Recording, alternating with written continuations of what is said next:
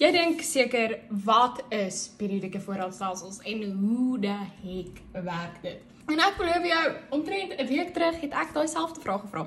Maar toe besef ek die enigste manier hoe ek dit in die groter prentjie gaan verstaan is as ek die groter prentjie gaan verstaan. So hierdie is vir jou die ultimate periodieke voorraadstelsels kerskors. Disclaimer, ons gaan soveel teerekeninge doen. En jy gaan probably net in die vraestel twee teerekeninge kry, maar jy gaan nie verstaan wat jy doen oor die algeheel, as jy nou nie al 8 van hierdie doen nie. So bear freaking with me. Let's get right into it. Kom ons begin met, wat is 'n periodieke voorraadstelsel? So, ons het met die deurlopende voorraadstelsel gewerk vir tot nou. En dit is waar, wanneer ons handelsvoorraad koop op die 6de April, teken dit ons dit aan op die 6de April in ons teerekeninge en dit is maar nou so. En ons doen dit die hele tyd so met verkope met alles. Maar die periodieke voorraadstelsel sê, ons gaan aan die einde van die maand eers alles doen en dan gaan ons dit vergelyk met ons voorraadopname om te sien wat ons actual soos voorraad is vir die maand. Hierdie is so belangrik. As jy enigiets onthou van hierdie hele video, onthou hierdie. Vat 'n screenshot, skryf dit nou neer in jou boek.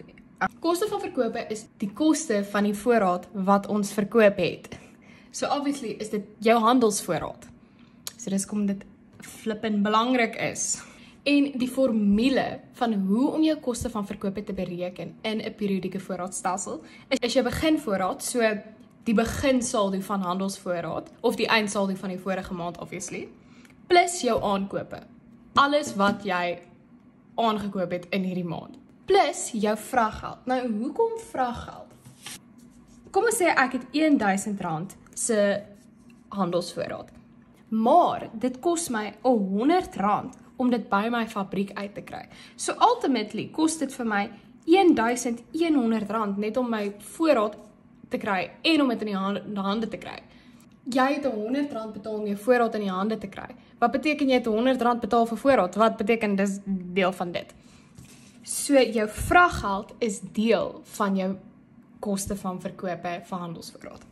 En selfde geld vir douaneregte. Die wat nie weet nie, douaneregte is import tax. So elke liewe keer wat jy iets van Shein of Temu of Wera wil bestel, om dit oor die grens te kry, dit is jou douaneregte. En dis dieselfde as vraggeld, want in plaas van dat dit 'n vragmotor is dit 'n vliegtuig. Dit maak die waarde van jou handelsvoorraad meer.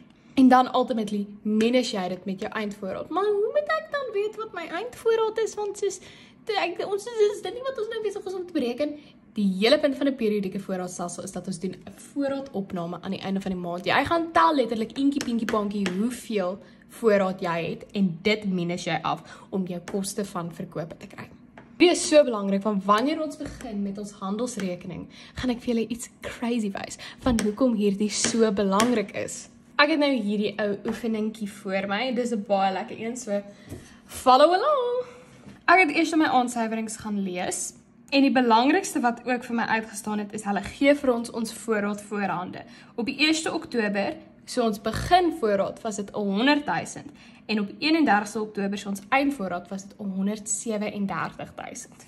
So kom ons kyk nou na ons eerste teerekening wat ons handelsvoorraad teerekening is. En gaan jy hierdie nie toets kry? Nee, maar hierdie is sodat jy die groter prentjie verstaan. There's method to the madness. Ons begin met ons saldo van R100.000, want dit is ons beginsaldo. En ons gaan skryf letterlik beginvoorraad, want ons wil nou ons trading stock of ons handelsvoorraad minder maak met 100.000, sodat ons dit kan meer maak met ons eindvoorraad. Letterlik jou hele handelsvoorraad rekeningkie.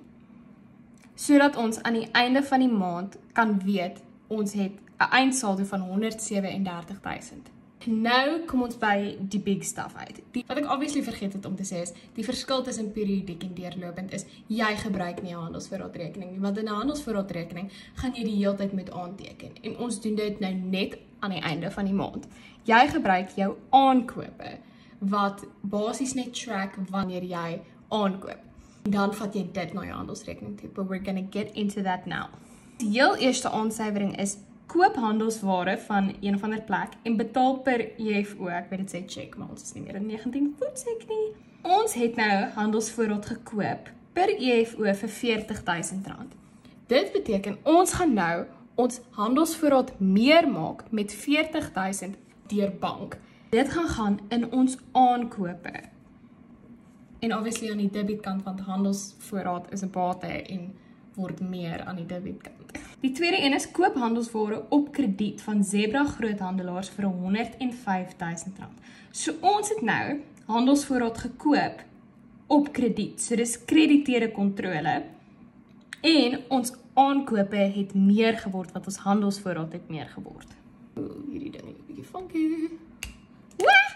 Ons gaan dan skryf krediteure kontrole en dit word meer met R105.000. Betaal Hazard vervoer R5.000 per EFO vir die aflewering van die handelsvoorraad gekoop vanaf Zebra groothandelaars. So ons het nou vraggeld betaal. Vraggeld is 'n uitgawe en ons het dit op per EFO gedoen. So dit kom aan ons debietkant bank vir R5.000. Vierde aansuiwering op die 9de, verkoop handelsware op krediet aan KALs vir R10.000, kosprys R80.000. Nou is dit letterlik dieselfde as om normale verkope aan te teken. So ons gaan sê, dit was op krediet, so dit is krediteure kontrole, en dit was vir ons verkoopprys van R100.000. Kyk so mooi wat hulle vir jou sê, want net nou gee hulle vir jou die kosprys en jy is net soos, laat ek R80.000 gaan inskryf, en dan mors jy jouself op in die proses van alles, so lees net mooi, is eintlik wat ek vir jou probeer sê. Die volgende is stuur handelsware terug aan Zebra groothandelaars met 'n kosprys van R4.000. So wat dit beteken is dat ons aankope gaan minder word. Want wat ons gekoop het, stuur ons nou terug, so dit is nou outomaties minder. So ons aankope en ons krediteure kontrole word minder met R4.000. So obviously is dit aan die kredietkant, want bates word minder aan die kredietkant.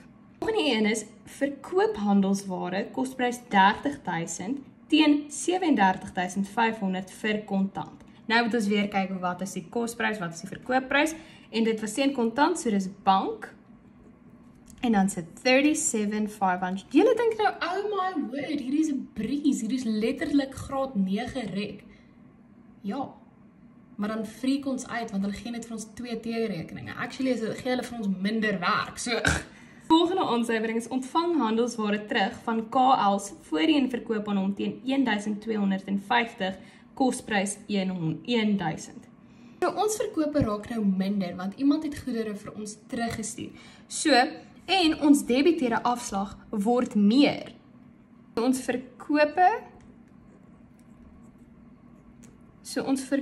word minder, debiteure afslag met $1,250 en ons debiteure afslag word meer met $1,250. Nou skryf ons net weer ons beginvoorraad, wat nou in handelsvoorraad gekrediteer is, $100,000, en ons eindvoorraad of ons slotvoorraad, wat $137,000 is. Great! Nou het ons actually soos die moeilike staf gedoen. Ons moet nou net gaan saldeer, want nou ons saldo's is wat ons gaan gebruik in ons handelsrekening, en ons gaan nou daarby uitkom. En ek gaan nou hierdie in blou doen, ons saldo's, want dis belangrik om dit te kan sien. So as ons nou ons sommetjies gaan doen, dan kry ons 14500. En dan as ons obviously net saldeer, dan kry ons 141000. Maar waarna toe vat ons hierdie? Antwoord, en die antwoord die heeltyd vir jou gaan wees, is handelsrekening. En ons gaan nou daarby uitkom oor hoekom ons dit handelsrekening toe vat.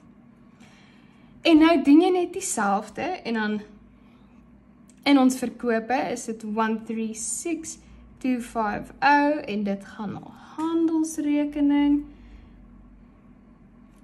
Vraggeld gaan handelsrekening toe, en dis 5000. Beginvoorraad gaan handelsrekening toe, en jou eindvoorraad gaan handelsrekening toe. Alles gaan handelsrekening toe, behalwe jou debiteerde afslag wat debiteerde kontrole toe gaan. En nou dat ons al hierdie syfertjies het, kom nou by ons handelsrekening uit. Jy sou dink dat hierdie aktiwiteit vir my handelsrekening T-rekening sou gee, maar nee, ons werk nou, ons nie so nie. Nou wil ek hê, julle moet weer na hierdie ou formulietjie kyk. Alles wat hier gebeur, is wat hier gaan gebeur. Ons koste van verkope is wat ons basies probeer bereken in ons handelsrekening T-rekening. Dit word meer aan die debietkant en minder aan die kredietkant. Wat beteken, ons beginvoorraad, ons aankope, ons vraggeld en ons douaneregte gaan aan die debietkant wees en ons eindvoorraad aan die kredietkant. Begin met ons beginvoorraad, want is obviously ook jou saldo. En dit is R100,000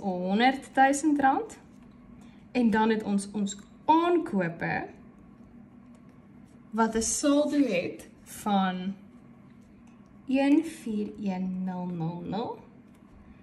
Dan ons vraggeld van 5,000. En ons het nou nie in hierdie aktiwiteit douaneregte gehad nie, maar dis okay.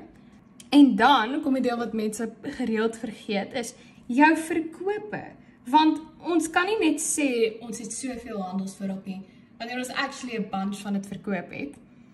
So in order om te bereken hoeveel handelsvoorraad jy actually het, moet jy in ag neem hoeveel jy verkoop het. En dit maak dit ook obviously minder en dis is dit aan die kredietkant. Dan sy verkope 136,250 en dan jou eindvoorraad wat 137,000 is. En hierdie bedrag gaan hulle most likely vir jou gee. Een is vir al die Paul Roosers wat nou kyk, want ek weet julle skryf amper rek. As ons nou hierdie so mooi gaan omring, dan kry jy iets wat 'n Paul Roser gesê het lyk soos 'n middelvinger. En hierdie middelvinger is ons koste van verkope. So as ons letterlik hierdie selfde getalle hier gaan invul,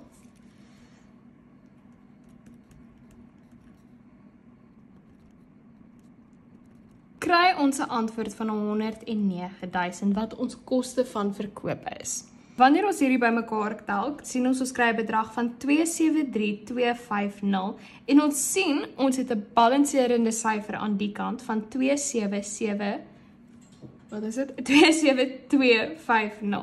En waarna toe gaan daai getal? Wat's dit nou? Waarna toe gaan handelsrekening altyd? Wins en verlies. Jou handelsrekening gaan altyd wins en verlies toe. En dit is letterlik hoe die hele periodieke voorraadstelsel werk. Soos, daai is hoe jy die T-rekeninge vir dit doen. As jy die groter prentjie van alles het, kan jy sien, dis eintlik nie so moeilik nie. Dis eintlik heel eenvoudig. Daai is letterlik hoe om 'n periodieke voorraadstelsel te eet. Sorry, ek is besig om 'n sweet potato te eet. My ma het my kos gemaak. Baie sterkte met jou eksamens, baie sterkte met alles. Like en subscribe!